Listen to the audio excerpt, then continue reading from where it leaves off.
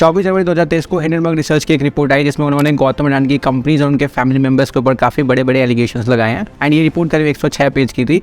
And 3 फरवरी 2023 की एक report के अकॉर्डिंग गौतम अडानी को करीब 108 बिलियन डॉलर का नुकसान हुआ है। एंड 24 जनवरी को गौतम अडानी वर्ल्ड की 3rd रिचेस्ट पर्सन की लिस्ट में थे एंड इस रिपोर्ट के आने के बाद सिर्फ एक हफ्ते के अंदर वो 3rd पोजीशन से 15th पे आ गए।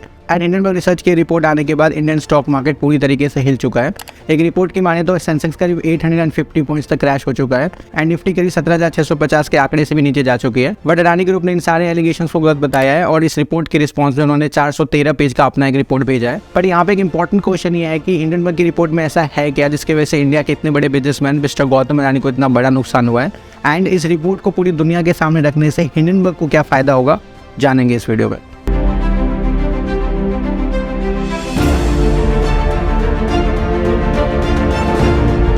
तो सबसे पहले ये समझते हैं कि हिंडनबर्ग रिसर्च की कंपनी है क्या और ये काम क्या करती है। सो हिंडनबर्ग रिसर्च की कंपनी एक फॉरेंसिक फाइनेंशियल रिसर्च की कंपनी है एंड ये कहते हैं कि इनको इन्वेस्टमेंट मैनेजमेंट इंडस्ट्री में काफ़ी डिकेड्स का एक्सपीरियंस है, मतलब काफ़ी दशकों का एक्सपीरियंस है।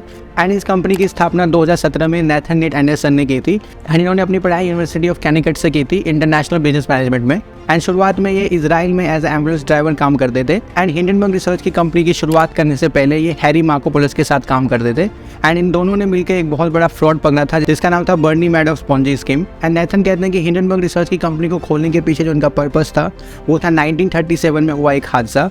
तो 6 मई 1937 को जर्मनी के एक एयरशिप जिसका नाम था हिंडनबर्ग, इसमें आग लग जाती है और इसमें करीब 35 लोगों की डेथ हो जाती है। एंड इस इंसिडेंट के बारे में ये कहा गया कि ये एक मैन मेड डिजास्टर था एंड इसके अलावा ये भी कहा गया कि इसको रोका भी जा सकता था। एंड हिंडनबर्ग के इसी हादसे के ऊपर 2017 में नेथन नेट एंडरसन ने हिंडनबर्ग रिसर्च नाम की एक कंपनी खोली एंड इनका कहना है कि जैसे हिंडनबर्ग का हादसा एक मैन मेड डिजास्टर था, मतलब जिसमें इंसानों की गलती थी और इसे रोका भी जा सकता था, उसी तरीके से इनकी जो कंपनी है हिंडनबर्ग रिसर्च ये भी स्टॉक मार्केट में होने वाले हिंडनबर्ग जैसे डिजास्टर को ढूंढती है और उसे रोकने का काम करती है।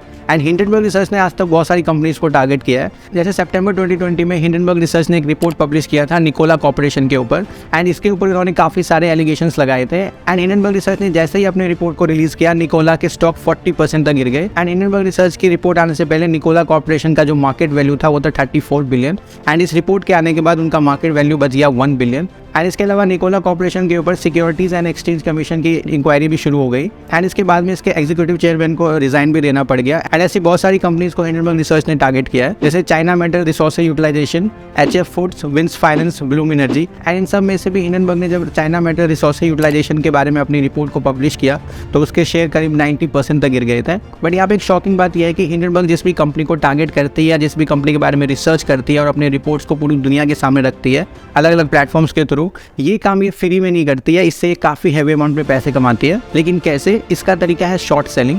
अब जो लोग स्टॉक मार्केट में काम करते हैं या स्टॉक मार्केट में इन्वेस्ट करते हैं उन्हें पता होगा कि शॉर्ट सेलिंग किसे कहते हैं, लेकिन मैं आपको ऊपर से रफली बता देता हूँ। तो आप जब भी कोई स्टॉक खरीदते हो किसी भी कंपनीज के, आपके मन में हमेशा ये ख्याल होता है कि जिस भी स्टॉक प्राइस पे आप वो स्टॉक खरीद रहे हो, जब वो स्टॉक प्राइस बढ़ेगा तो आपको प्रॉफिट होगा।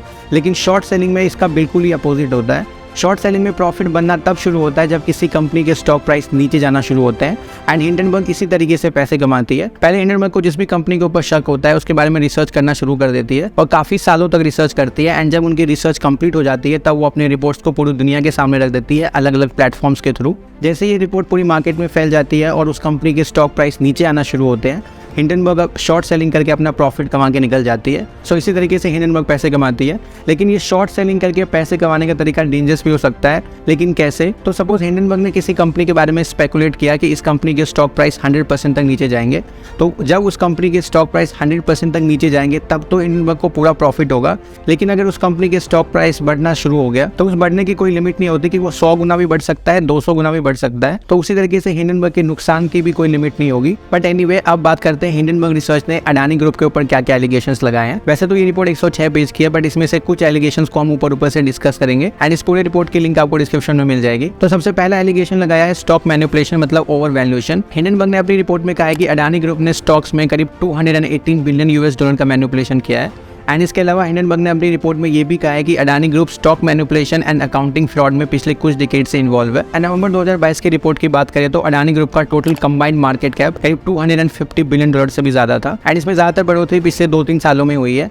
एंड हिंडनबर्ग ने अपनी रिपोर्ट में कहा है कि इसमें से ज्यादातर accumulated wealth stock price appreciation से बढ़ी है, क्योंकि अडानी ग्रुप की 7 लिस्टेड कंपनी का जो शेयर प्राइस है वो पिछले 3 सालों में 819% तक बढ़ा है। लेकिन हिंडनबर्ग की रिपोर्ट के अकॉर्डिंग ये सातों companies debt and liquidity pressure से सफर कर रही हैं। एंड दूसरा एलिगेशन लगाया है pumped demand using shell companies. Hindenburg ने अपनी रिपोर्ट में कहा है कि अडानी फैमिली मेंबर्स ने Mauritius, UAE and Caribbean island जैसे टैक्स हेवंस में ऑफशोर सेल एंटिटीज भी क्रिएट की है। एंड इस रिपोर्ट के अकॉर्डिंग अडानी ग्रुप की तरफ से ये सारी प्रक्रिया उनकी लिस्टेड कंपनी के फंड्स को इन टैक्स हेवंस में साइफन करने के लिए किया जा रहा है। एंड इसके अलावा हिंडनबर्ग ने अपनी रिपोर्ट में गौतम अडानी के ब्रदर्स राजेश अडानी एंड विनोद अडानी के साथ साथ उनके brother in law Sameer Vora पे हुए पास्ट एलिगेशंस और चल रहे ऑनगोइंग केसेस का भी हवाला दिया है। एंड इसके अलावा हिंडनबर्ग ने अपनी रिपोर्ट में विनोद अडानी के मॉरिशस में एस्टैब्लिश 38 सेल एंटिटीज के खिलाफ भी एविडेंस जुटाए हैं। एंड इसके अलावा हिंडनबर्ग ने अपनी रिपोर्ट में ये भी कहा है कि सिर्फ यही नहीं बल्कि साइप्रस, सिंगापुर एंड यूएई में भी इन ग्रुप्स के काफी कंपनीज है जिनमें चल रहे ऑपरेशंस का कोई ऑब्वियस साइन देखने को नहीं मिलता।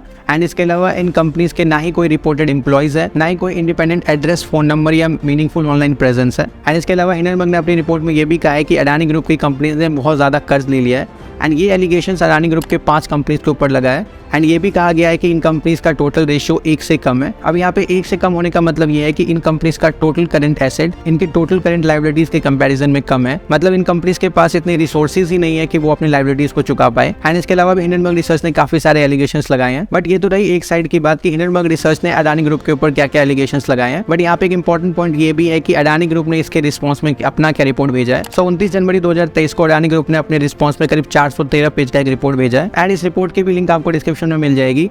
एंड इस रिपोर्ट के भी कुछ पॉइंट्स को हम ऊपर से डिस्कस करेंगे। तो अडानी ग्रुप ने अपने रिपोर्ट में ये कहा है कि हिंडनबर्ग रिसर्च अपनी इस रिपोर्ट के थ्रू काउंटलेस इन्वेस्टर के कॉस्ट पे फाइनेंशियल गेन्स अर्न करना चाहता है। एंड इसके अलावा अडानी ग्रुप ने अपने रिपोर्ट में ये भी कहा है कि हिंडनबर्ग रिसर्च की ये रिपोर्ट ना सिर्फ मुझ पे बल्कि इंडिया के इंडिपेंडेंस, इंटीग्रिटी एंड इंस्टीट्यूशन की क्वालिटी पर अटैक है। एंड इसके अलावा अडानी ग्रुप ने ये भी कहा है कि हिंडनबर्ग की रिपोर्ट की ये टाइमिंग ये सजेस्ट करती है कि अडानी इंटरप्राइज के प्लान एफपीओ को अफेक्ट करने का एक मेलाफाइड इंटेंशन है। एंड इसके अलावा अडानी ग्रुप ने अपने रिस्पॉन्स में ये भी कहा है कि हिंडनबर्ग द्वारा पूछे गए 88 क्वेश्चंस में से कोई भी सवाल independent and journalistic facts and findings पे बेस्ड नहीं है। एंड उनके अकॉर्डिंग 88 क्वेश्चंस में से 65 क्वेश्चंस ऐसे मैटर से रिलेटेड है जो ऑलरेडी उनके वेबसाइट्स, एनुअल रिपोर्ट्स और फाइनेंशियल स्टेटमेंट्स में डिस्क्लोज्ड है। बाकी बचे हुए 23 क्वेश्चंस में से 18 क्वेश्चंस अडानी पोर्टफोलियो कंपनी से रिलेटेड ना होकर public share holder and third party से जुड़े हुए हैं। एंड लास्टली अडानी ग्रुप के according 5 questions imaginary facts and patterns पे बेस्ड एलिगेशंस हैं। एंड इसके अलावा भी इस रिपोर्ट में बहुत कुछ कहा गया है। सो ये है Hindenburg research and Adani group का पूरा मैटर। बट यहाँ पे एक इंपॉर्टेंट क्वेश्चन ये है कि ठीक है, हिंडनबर्ग रिसर्च ने अपनी रिपोर्ट को पूरी दुनिया के सामने पब्लिश कर दिया जो भी उन्होंने रिसर्च किया, और कौन सही है कौन गलत ये फ्यूचर में पता चल जाएगा। बट यहाँ पे सोचने वाली बात यह है कि जैसे ही अडानी इंटरप्राइज ने ये डिसाइड किया कि वो अपने 20,000 करोड़ के एफपीओ को लॉन्च करेंगे, उससे पहले हिंडनबर्ग रिसर्च की ये रिपोर्ट क्यों आ जाती है। एंड सिर्फ हिंडनबर्ग की इस रिपोर्ट की वजह से अडानी ग्रुप को अपना एफपीओ कैंसिल करना पड़ा। इन्होंने कहा कि इनका शेयर प्राइस इतना फ्लक्चुएट कर रहा था कि मॉरल ग्राउंड्स पे ये अपने एफपीओ को कैंसिल कर रहे हैं। एंड लास्ट में मैं बस एक पॉइंट ऐड करना चाहूंगा कि हम सबको पता है कि हिंडनबर्ग रिसर्च की कंपनी एक शॉर्ट सेलिंग की कंपनी है जो रिसर्च करती है और अपने रिपोर्ट्स को पूरी दुनिया के सामने रख के शॉर्ट सेलिंग करके पैसे कमा के निकल जाती है। बट अडानी ग्रुप ने अपने 413 पेज के रिपोर्ट में एक पॉइंट उठाया था कि हिंडनबर्ग रिसर्च की ये रिपोर्ट सिर्फ मुझ पर नहीं बल्कि यह भारत पर हमला है। तो क्या ये बात सच है? आपके क्या पॉइंट ऑफ व्यू है इसके ऊपर कमेंट सेक्शन में जरूर बताएं। On this note, thank you so much for watching this video. अगर आपको ये वीडियो अच्छी लगी तो प्लीज़ चैनल को सब्सक्राइब करें एंड अपने दोस्तों के साथ शेयर करें। एंड आप मुझे इंस्टाग्राम पर भी फॉलो कर सकते हो। एंड मिलते हैं आपसे नेक्स्ट वीडियो में। Till then